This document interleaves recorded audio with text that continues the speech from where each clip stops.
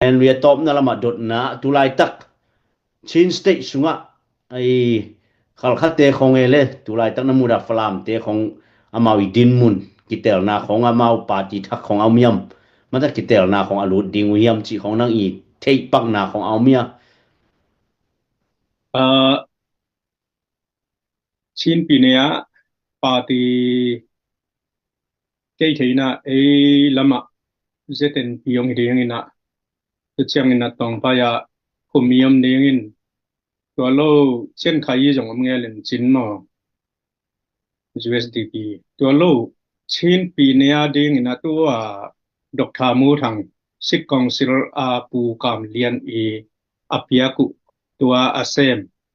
pu kam lian alak lo chiang a tua mun a dok tha mu thang ke chi khat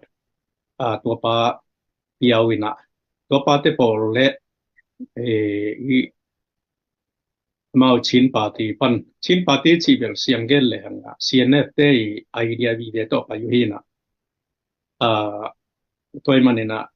chin pa chin pitit party chia ya to khat omin te li yong ben china a khasiat huaya e zo mi te nong on jong chin party a imun mama mi pil mi siam mi hau ong bang analut khong MP ding ina candidate ding khong ina amin pia chi khong kip sak chi khong amina tang thu bel hoi lo dia atang thu mo e bang in abang bang chona dina igen topi somina e tadim district abel chin party pe ma ka sak lo ding pen thu pi sai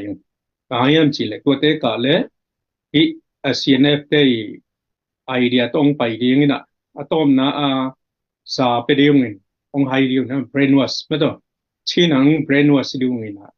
to tong hi ding ina izomi movement i agal lian piong hi dia chianga